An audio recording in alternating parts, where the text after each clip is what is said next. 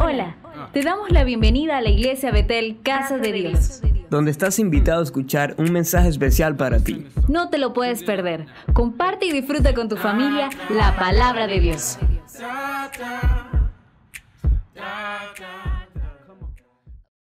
¡Hola, Iglesia! Hoy tenemos un mensaje para ti. Ponte cómodo. Busca tu Biblia y tu cuaderno. Y prepárate a recibir lo que Dios trae para ti. Les quiero invitar a que me acompañen abriendo sus Biblias en Números, el capítulo 11, el verso 4. Números capítulo 11, verso 4. Y dice: al populacho que iba con ellos le vino un apetito voraz. Y también los israelitas volvieron a llorar y dijeron: ¿quién nos diera carne? Me suena como ayuno de principio de año, ¿verdad? ¿Quién nos diera carne? ¿Cómo echamos de menos el pescado que comíamos gratis en Egipto? Sobre todo gratis. También comíamos pepinos y melones y puerros, cebollas y ajos. Pero ahora tenemos reseca la garganta y no vemos nada que no sea este maná.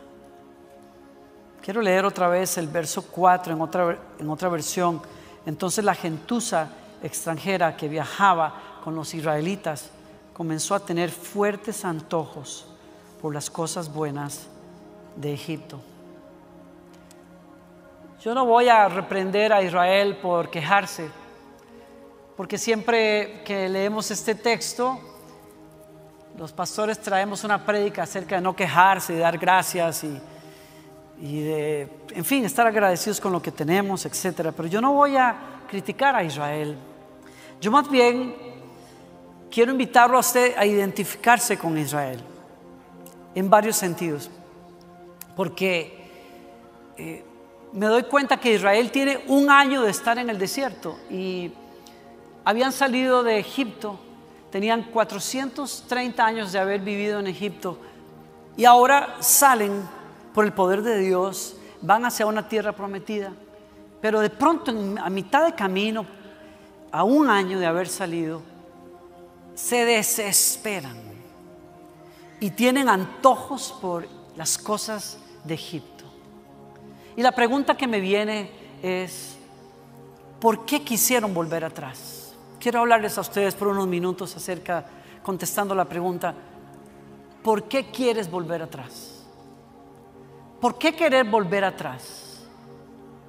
Si lo que atrás había no solamente eran buenas cosas. Es cierto, había buena comida, puede ser, pero había otras cosas también que no eran tan buenas. Había látigos, había jornadas largas, tenían que trabajar sin parar, porque si no un capataz iba a estar allí para castigarlos. De eso no se acordaron. Es como si tuvieran una memoria selectiva, como a veces pasa con nosotros. Nos acordamos de cosas que apelan a algo en nosotros, pero no nos acordamos de otras cosas que no eran tan buenas. No se acordaban de cómo los habían tratado los egipcios, porque el buen trato les duró muy poco. O sea, 30 años desde que José los trajo a Egipto, y él permaneció siendo el líder por allí, pero cuando apenas vino el nuevo presidente, el nuevo faraón, las cosas cambiaron. Y a partir de ahí, 400 años de ser esclavos. Y entonces uno se pregunta: ¿por qué alguien quisiera volver atrás? Y claro, voy a tratar de tener empatía con ellos para encontrar respuestas hoy para nosotros en lo que estamos viviendo. ¿Se ha dado cuenta usted que lo mejor que le puede pasar a uno cuando está en un lugar transitorio, en un lugar que no es familiar para uno, es encontrarse algo que sea familiar para uno?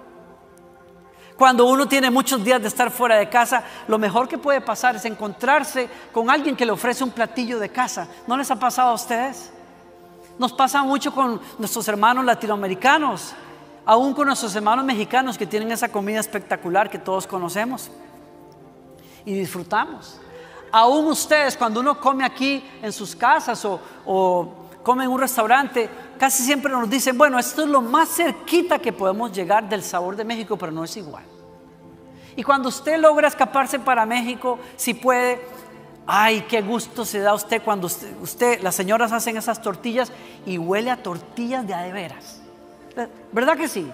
O le huele a usted a la arepa como es, la arepa colombiana espectacular, o la arepa también venezolana también, o las cachacas, o qué sé yo, cachapas, perdón, yo siempre les cambié el nombre. Usted dice, las hacíamos en Estados Unidos, pero es que cuando uno vuelve a su país, porque el tema es que cuando uno está en en aguas que no son conocidas, nada se siente mejor que probar lo conocido, ¿sí o no? Aunque lo conocido tuviera sus peros. Como decían por ahí un dicho, ¿se acuerdan ustedes? Mejor es viejo conocido que nuevo por conocer. Y a Israel le pasó eso. Están en una tierra, en un desierto donde todo es diferente, etcétera. No es lo que ellos estaban acostumbrados a tener, y por lo tanto lo que resulta más apetecible en ese momento es: denme algo de lo que yo antes tenía, aunque no fuera tan bueno. ¿Por qué querrían volver a eso? ¿Por qué querrían volver a Egipto? Bueno, yo contesto una pregunta antes de ir a eso en detalle. ¿Por qué Israel paró en Egipto? ¿Se acuerdan ustedes? Llegaron a Egipto porque tuvieron mucha hambre. ¿Se acuerdan? Se estaban muriendo de hambre. El hambre es poderosa. El hambre, tomada desde una perspectiva espiritual o filosófica, el hambre nos empuja a nuevos capítulos. Cuando uno se siente incómodo, realmente incómodo, yo me he dado cuenta, Dios usa la incomodidad para movernos a nuevos niveles. Cuando uno está muy cómodo y Dios tiene a veces que mover la mesa y patearnos con una patadita de gracia. ¿Para qué? Para que digamos, espérate, yo no me puedo quedar acá.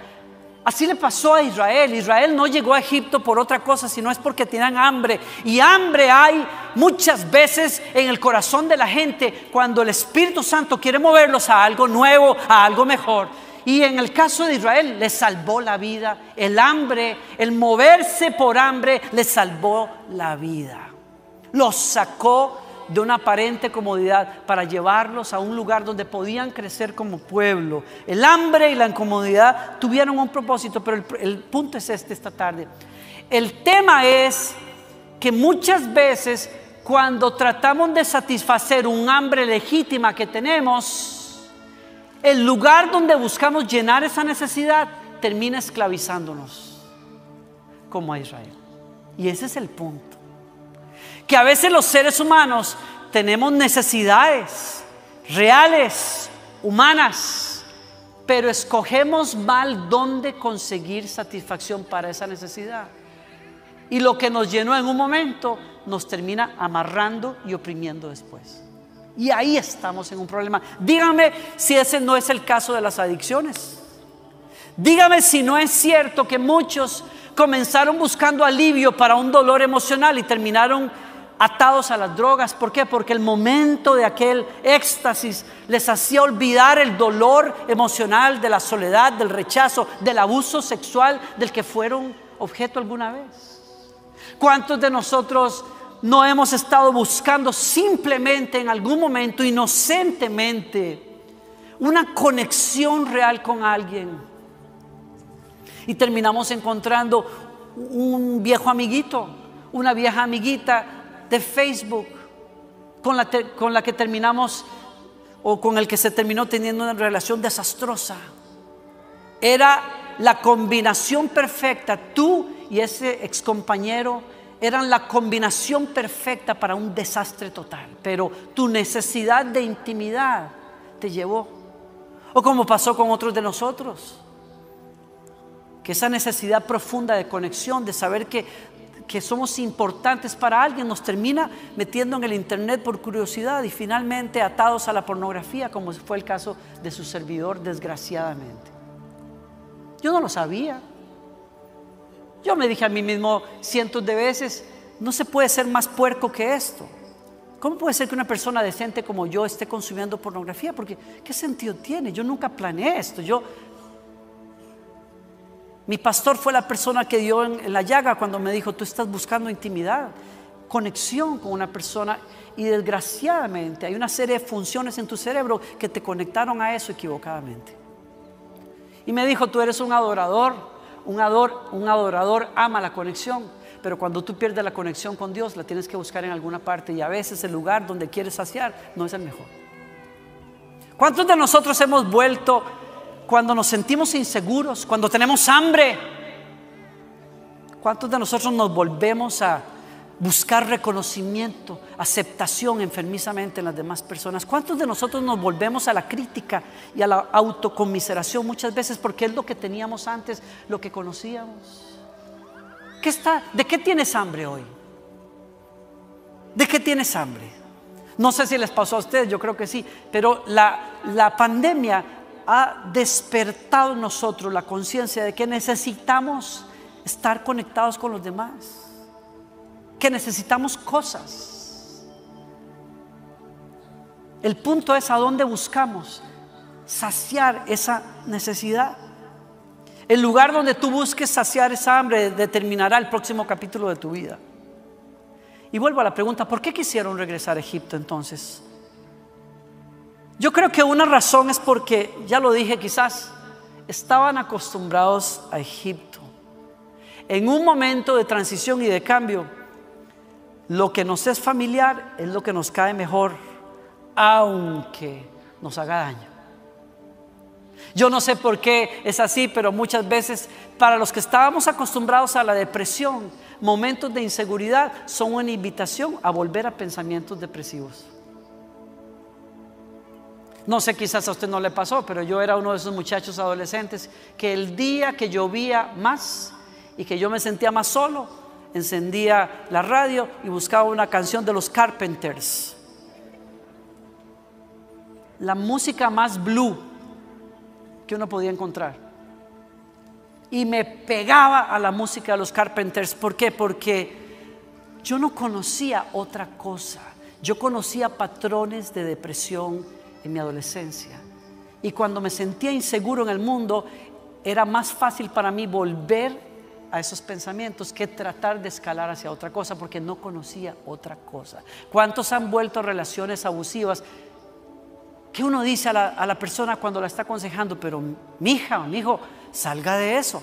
Pero es que la persona no sabe, no conoce otra cosa. Es más fácil volver a lo que conocías, aunque fuera una porquería, que a buscar algo que tú no conoces.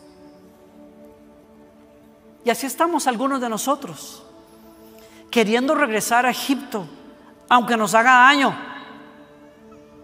El pastor Stephen Furtick decía en una de sus conferencias muy acertadamente: yo creo que el problema no es que tenemos necesidades, el problema es que tenemos que buscar una mejor manera de saciar esa necesidad que no nos esclavice al final. ¿Cuántos de nosotros cuando estamos estresados comemos galleta y comemos pan y se nos antoja todo lo que tiene que ver azúcar y harina? No le estoy hablando a nadie aquí, parece que nadie entiende el ejemplo, voy a cambiarlo, pero ¿cuántos de nosotros sabemos que nos hace daño y lo seguimos haciendo? ¿Por qué? Porque es familiar, porque nos consuela.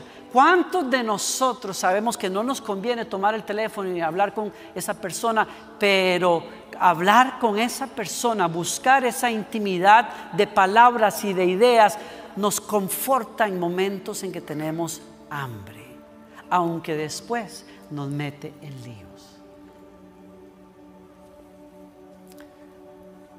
Por eso es que quizás querían volver a Egipto. Tengo una segunda razón por la que quizás ellos quisieron volver a Egipto, y es que estaban hastiados de lo mismo en el desierto. ¿Se fijaron ustedes qué era lo único que tenían fijo en el desierto? ¿Qué era lo único que tenían fijo? Maná. Eso que se llamaba, que cuando ellos lo vieron caer dijeron: ¿qué es eso? No es queso, es maná. Maná quiere decir: ¿qué es eso? Y se hastiaron de: ¿qué es eso? Se hastiaron de: ¿qué es eso? llegaron al hastío de tener que probar unas hojuelas que sabían como a miel, porque el paladar de ellos estaba acostumbrado a los sabores de Egipto, y Dios les rompió ese gusto con unas hojuelas que sabían a miel, y que incluso ellos trataron de cambiarles, y dicen que las molían, hacían harina y luego lo freían para que supiera por lo menos a aceite fresco. Estaban acostumbrados a otra cosa, pero Dios les dio un milagro, y es un milagro que se repetía todos los días, pero no un milagro sencillo. Un milagro que solo buscaba salvarles la vida un día a la vez, y los hastió, los cansó. ¿No nos ha pasado eso? Me parece que estoy hablando de algo que la gente ha vivido últimamente. Como, ¿no se ha cansado ustedes de la monotonía que produjo la pandemia? Estar siempre encerrado en la casa, enfrente del televisor o enfrente del teléfono. ¿Era para arriba o para abajo? A mí siempre me pasa. Yo no sé si es dislexia o qué es, pero es un problema que tengo. A mí, mi esposa se reía porque me decía: estás haciendo así, no es así, es así. ¿No se han preguntado ustedes? ¿No se han hastiado de ver películas hasta el hastío? ¿No se han hastiado de ver Las Cuatro Paredes? Y usted dice todas las mañanas: ¿eso otra vez? Y vuelve a ver a su esposo y dice: ¿qué es eso? Y vuelve a ver a su esposa y dice: ¿qué es eso? Y vuelve a ver a sus hijos y dice: ¿qué es eso? Y vuelve a ver otra vez el trabajo y dices: ¿qué es eso? Y vuelves a ver las cuentas: ¿qué es eso? ¿Qué es eso? No es que eso, es que estoy hastiado. Nos recetaron lo mismo durante la pandemia. Estamos hastiados de la monotonía. Estamos hastiados de hacer lo mismo. Estamos hastiados de no hacer nada diferente. Y voy a este punto también, qué tremendo, porque el maná era un milagro. Quiere decir que se habían acostumbrado al milagro. Qué fuerte. Para mí es muy fuerte. Personas a las que el enemigo nos había adoctrinado literalmente, emocionalmente, para pensar: tú nunca vas a estar en compañía de nadie, tú siempre vas a estar solo. Ese fue el mensaje. Tú no vas a formar una familia, tú no te vas a casar. Ese fue el mensaje, la programación del enemigo durante toda mi vida. Y cuando yo me despierto en las mañanas y veo a esa mujer tan hermosa a mi lado, yo me doy cuenta que el enemigo es un mentiroso que te está llenando la cabeza de mentiras todos los días, y el único problema es que prefieres mentiras que la verdad. Y voy a una cuestión más: a veces los que hemos vivido un milagro nos acostumbramos a ese milagro, porque la presencia de Gloriana en mi vida es un milagro. Es un milagro del favor de Dios para conmigo. Y el Señor me ha golpeado duro estos días. Cuando leí este pasaje me di cuenta que yo me puedo acostumbrar a un milagro. Que Dios, porque escúchenme, Dios sí había tenido cuidado de ellos. Dios sí les estaba dando una provisión diaria, pero para ellos fue hastiante. Ellos querían la pimienta de Egipto, pero Dios les había dado provisión. Ellos querían una bodega llena, pero Dios dijo: no, les doy maná un día a la vez. ¿Por qué? Porque, es más, les digo una cuestión más: les doy una provisión un día a la vez en vez de un almacén, para que tengan que salir a buscarla todos los días, y les doy algo que tiene un sabor suave para que no les llene el paladar, porque el maná no se supone que se acostumbre. Es decir, ustedes no fueron diseñados para acostumbrarse a comer maná. El maná es temporal, porque el desierto es temporal. Ustedes no se quedan allí. Yo necesito que estén incómodos todavía en el desierto, para que vayan listos a la tierra prometida, porque si les lleno de manjares el desierto, se me quedan echados allí. Yo no los quiero allí. Ustedes no pueden hastiarse de un milagro que es para sostenerlos un día a la vez, para que aprendan a depender de Dios, para que cuando Él diga vamos, ustedes dicen: voy, Señor. ¿Alguien está aquí conmigo? Usted necesita entender eso. Dios nunca nos da el cuadro completo del futuro. Dios nos lleva poquito a poquito. Dios no te va a decir a dónde vas a parar. Por eso es que te molesta, porque tú quieres saber, ay, bueno, ya, ¿qué voy a hacer aquí en esta compañía? No quiero que me tengan, no, quiero saber ya cómo va a ser esto. Yo quiero saber cómo va a terminar mi historia. Yo quiero saber cómo vamos a llegar al otro lado. Yo quiero saber cómo Dios va a proveer para mi futuro. Pero Dios te dice, un día a la vez. Ah, no, entonces yo prefiero volver a Egipto. Y comienzo a pensar, ¿y qué en el futuro? ¿Y qué si pierdo el trabajo? ¿Y qué si me enfermo? ¿Y qué si aquello? ¿Y qué si fulanito se va? ¿Y qué si la compañía? Y comienzas con lo que te gustaba hacer en Egipto. Tu afán, tu estrés, tu ansiedad. En vez de decir, voy a confiar un día a la vez. Voy a comer el maná. Porque el maná era un proceso para enseñarle dependencia a su pueblo. Se cansaron de la monotonía. Y la monotonía tenía un propósito. No era para siempre. La tercera razón. Querían volver a Egipto porque nada era como antes. Ay, fíjense. Había dos cosas ahí en el desierto. Había monotonía, pero había también una cuestión de que nada se parecía a cómo había sido su pasado. ¿A alguien le ha pasado esto durante la pandemia? Todos nos hablan de un nuevo normal y todo el mundo dice, yo no quiero un nuevo normal, yo quiero lo de antes. ¿Le pasó a usted? ¿Le pasa a usted? A veces me quiero subir aquí ahora con el tapabocas. Los de aquí, los de stage, tienen que decirme, pastor, quítese el tapabocas, ya me estoy acostumbrando. Yo veo a los chicos, a los jóvenes, los chicos y los jóvenes felices, andan en la calle ahí con los tapabocas, ya se acostumbraron, porque para ellos la cuestión es más fácil. Si hay que cambiar, hay que cambian y se acabó. Nosotros no, los viejos somos, yo quiero las cosas como antes, yo quiero poder abrazar a la gente. Ahora uno saluda a la gente y yo no sé ni cómo saludar, porque uno se acerca y ¿qué? Abrazo, no abrazo, aquí o la mano, y ya uno no sabe cómo. Yo quiero las cosas como eran antes, porque estas son aguas distintas que yo no he navegado. Qué cosa tan terrible es estar en algo que no es familiar. Y vean los israelitas, la escritura dice, vivían entre tiendas y movidas. O sea, la nube se sentaba y ellos se tenían que sentar y armaban las tiendas y las ollitas acá y la silla aquí, vamos a poner la mesa acá, el florero acá, vamos a hacer el baño allá, ya estamos listos. Y de pronto el día siguiente, cuando estaban acomodados, se volvía a levantar la nube y decía, ay, ahora cómo será recoger los tiliches y las ollas y todo otra vez, y vamos al desierto. Pasaban entre viajes que no sabían a dónde iban a parar y tiendas de campaña. ¿Quién puede vivir así? Vivían entre la monotonía y un mundo que era completamente distinto. Y por eso sentí que Dios me estaba hablando, y quizás le esté hablando a algunos de nosotros.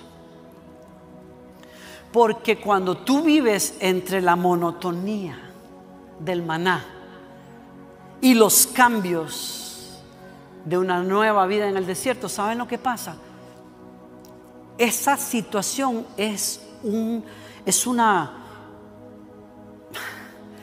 combinación explosiva. Despierta en los seres humanos lo que despertó en los israelitas: antojos exagerados por el pasado. Yo nunca me imaginé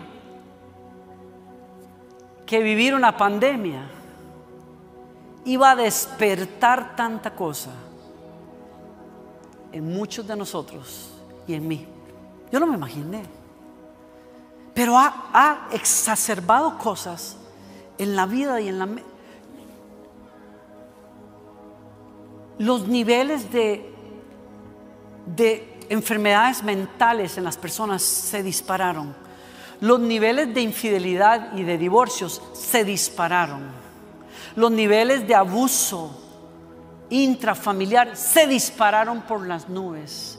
Se dice que la siguiente pandemia no va a ser precisamente la de un virus, va a ser la de la salud mental de los norteamericanos.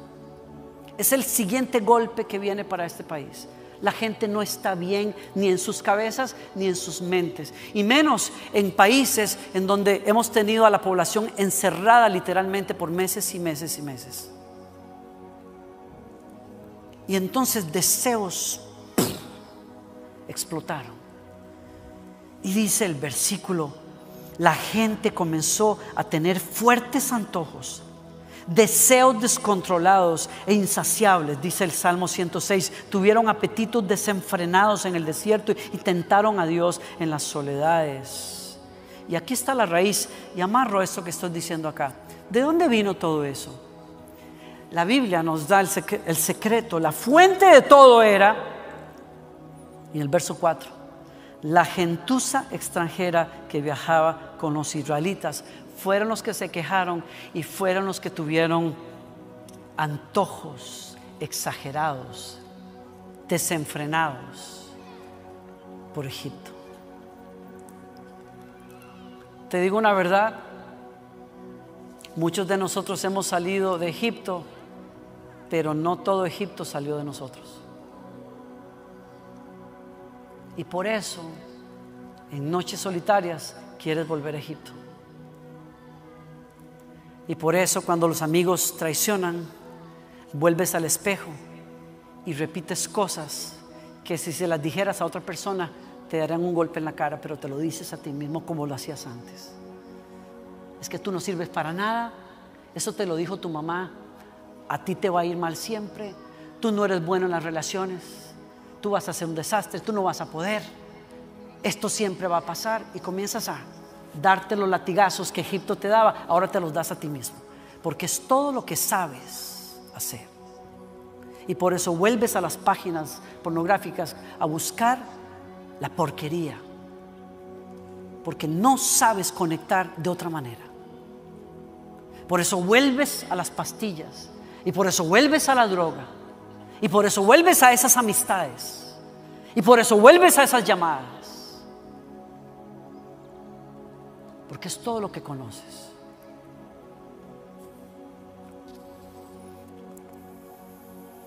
Si te digo una cosa, eres cristiano, naciste de nuevo, sí, pero traes la sazón de Egipto en tus labios, en tu lengua.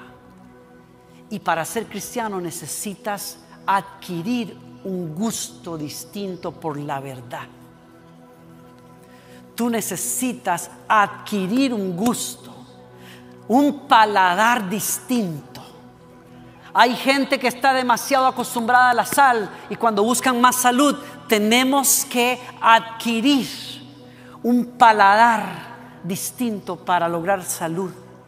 Algunos de nosotros, cuando tenemos que romper con situaciones de salud, necesitamos adquirir un paladar por los vegetales y por las frutas, porque lo único que se nos ocurre es la tortilla y el bollo de pan de este tamaño.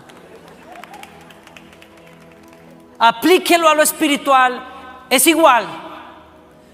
Que tengas deseos de volver a Egipto no significa que no hayas nacido de nuevo, significa que estás en una urgente necesidad de adquirir un paladar distinto y tiene que ver con la verdad que Dios dice de ti.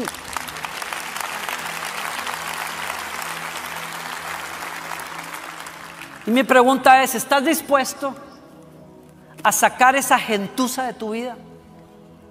¿Estás dispuesto a que Dios saque esa gentuza? Porque el problema fue ese. Israel salió a recibir la tierra prometida, pero se les guindaron muchos egipcios.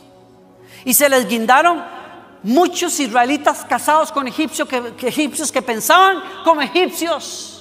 Que cuando la cosa se puso caliente en el desierto, lo primero que dijeron es: Dios nos trajo aquí para matarnos. Dios es un Dios injusto, es un mentiroso, nos prometió la tierra prometida y estábamos mejor en Egipto. Sí, estaban mejor en Egipto. Pues vamos, papito, vaya a Egipto para que le den duro con látigos. Vaya a Egipto para que le pidan no sé cuántos ladrillos sin darle las herramientas. Vaya para que lleve, mire, le gustó Egipto, tome, vuelva a Egipto, vuelva a su depresión, vuelva a los cigarros, vuelva al alcohol, vuelva otra vez a esas fiestas desordenadas, vuelva, pero no sea selectivo en la memoria, porque usted sabe a dónde conduce. No necesitas volver a Egipto, necesitas adquirir el paladar del Espíritu y de la verdad en tu vida. Necesitas relaciones diferentes. Necesitas relaciones que no son codependientes. Necesitas pensamientos nuevos. Necesitas hablarte y verte y pensarte como Dios te ve. Necesitas lugares diferentes. Y la pregunta es, ¿estás dispuesto a sacar esa gentuza? Es más, la pregunta es, ¿estás dispuesto a que Dios saque esa gentuza de tu vida? Solo escuché uno. Están muy callados ustedes, pues está bien. Yo me doy cuenta que cuando están muy callados es porque están recibiendo y están pensando, están tratando de tragarse el asunto. Está bien, no importa. Porque no me podría parar adelante sin antes haberme bajado esto también con un poco de aceite y de oración. Porque cuando Dios me dijo, hay gentuza en tu vida, ¿estás dispuesto a que yo la saque? Para yo sacarla, necesitas un proceso. Y hay muchos que estamos diciéndole al Señor, yo quiero la tierra prometida, pero no queremos el proceso. Yo quiero ser más santo, pero no quiero el proceso. Yo quiero los sueños que Dios tiene para mí, pero no quiero el proceso. Yo quería ser un líder en mi iglesia cuando tenía los 17 años, pero cuando mi pastor jaló mecates, como decimos allá en Costa Rica, o socó las tuercas y me sentó y me dijo, vamos a hablar un poquito tú y yo, a ver, esas amistades con las que tú andas, explícame, ¿por qué insistes en andar con esas amistades? Si tú eres un hombre de Dios, tú eres un muchacho. Y le dije, ay sí, pastor, tiene razón. Y me fui a hacer exactamente lo mismo que él me había dicho no hagas. ¿En qué terminó eso? El que pastor me dijo, ¿sabes qué? La puerta está abierta. Y aborté un proceso. ¿Ves? Aborté procesos. Ay, si yo te contara cuántas veces yo he abortado procesos de Dios en mi vida que me iban a llevar más rápido. Pero prefería andar 40 días porque no quería el proceso. Quería las uvas de Canaán, pero no quería la conquista de Canaán. Los discípulos decían, Señor, ¿será que la mamá de los discípulos, será que mis hijos pueden sentarse a tu izquierda y a tu derecha? Y él dijo, sentarse, pueden, pero eso no está en mis manos, está en el Padre. Pero les hago la pregunta, ¿están dispuestos al bautismo con que yo voy a ser bautizado? ¿Están dispuestos a tomar la copa que yo tengo que tomar? Porque si ustedes quieren la unción del puesto, deberían de pagar el precio por la copa.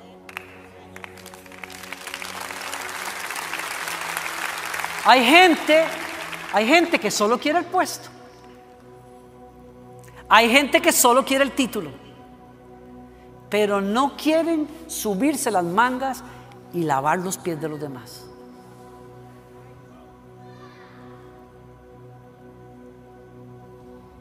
Tú quieres tener una forma de manejar tu vida diferente, pero no quieres pagar el precio de cambiar tu manera de pensar primero.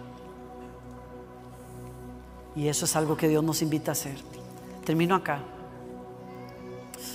¿Saben cómo se llamó aquel lugar donde ellos se quejaron?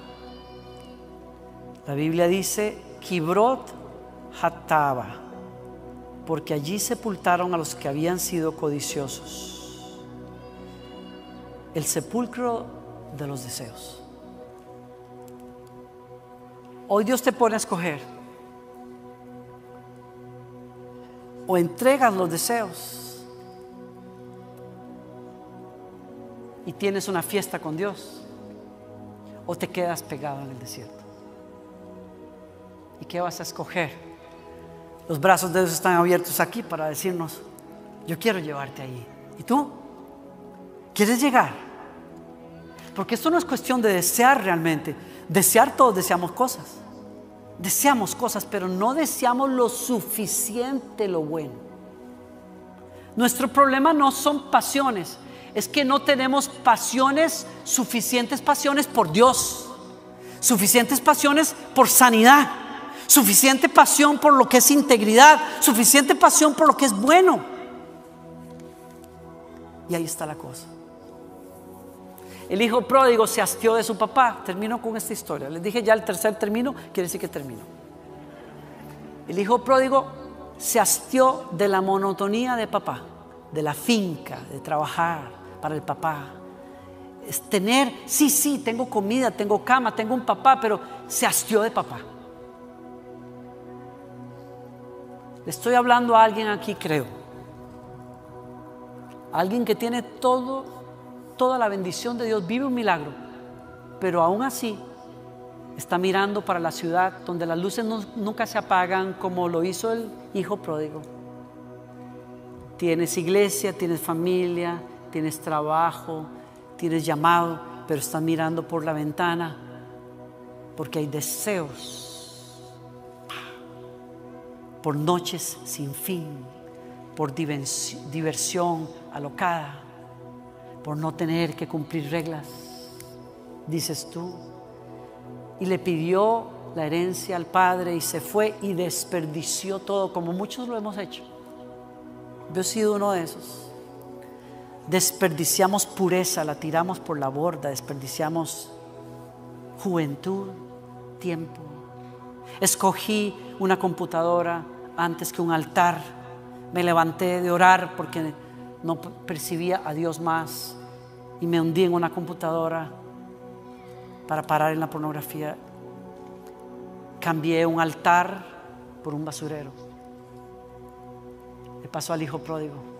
Cambió a su papá por una ciudad y cuando lo gastó todo, tuvo hambre. Y aquí voy a lo que comenzó esta reflexión. Tuvo hambre porque el hambre es buena, siempre y cuando la sacies en el lugar correcto. Y cuando tuvo hambre, deseó comer la basura de los puercos hasta que volvió en sí y dijo: ¿por qué comer basura de puercos si el refri de mi papá está lleno? ¿Por qué estar en la porquería si hay mejor comida en la mesa de mi padre? Y volvió a casa del padre.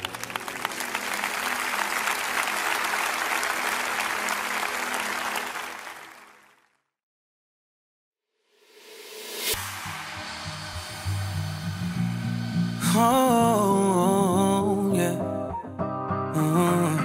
He cambiado de actitud cuando supe que en la cruz hubo un hombre que no merecía morir, pero fue por mí y pagó. Ese hombre se llama Jesús, en su cuerpo cargó el dolor de unos clavos que le traspasaron sus pies y sus manos sin compasión. Tú eres la vida y la verdad, y cada día hazme recordar. Por si acaso se me olvida, ven y dame la respuesta, esa que siempre contestas cuando pierdo mi valor. Si acaso se me olvida que tú amas sin medida, ilumíname la mente, revela tu corazón para encontrar tu amor.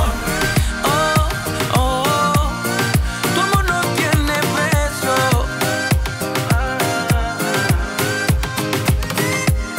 Oh, oh, oh, tu amor no tiene precio.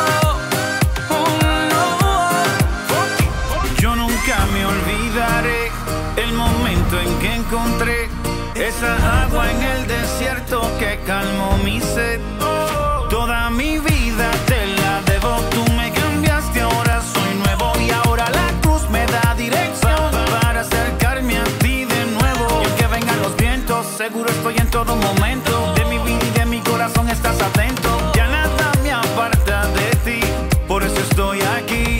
Pero por si acaso se me olvida, ven y dame la respuesta, esa que siempre contestas cuando pierdo mi valor. Si acaso se me olvida que tú amas sin medida, ilumíname la mente, revela tu corazón para encontrar tu amor. Oh, oh, tu amor no tiene precio.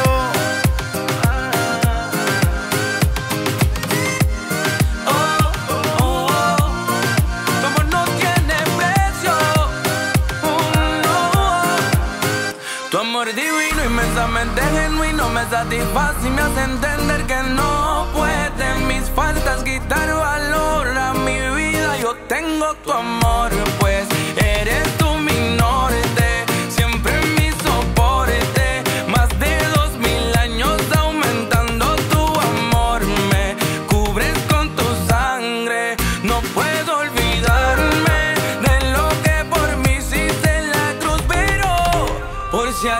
acaso se me olvida? Ven y dame la respuesta, esa que siempre contestas cuando pierdo mi valor. Si acaso se me olvida que tú amas sin medida, ilumíname la mente, revela tu corazón para encontrar tu amor. Tu amor no tiene precio.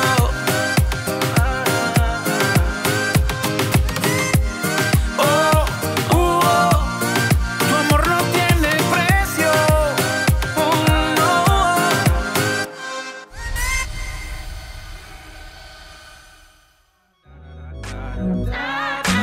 Gracias por acompañarnos. Sigue conectado con nosotros suscribiéndote a nuestro canal y activando la campanita de notificaciones. No te olvides de compartir a Jesús enviando este mensaje a tus amigos. Iglesia Betel, Casa de Dios.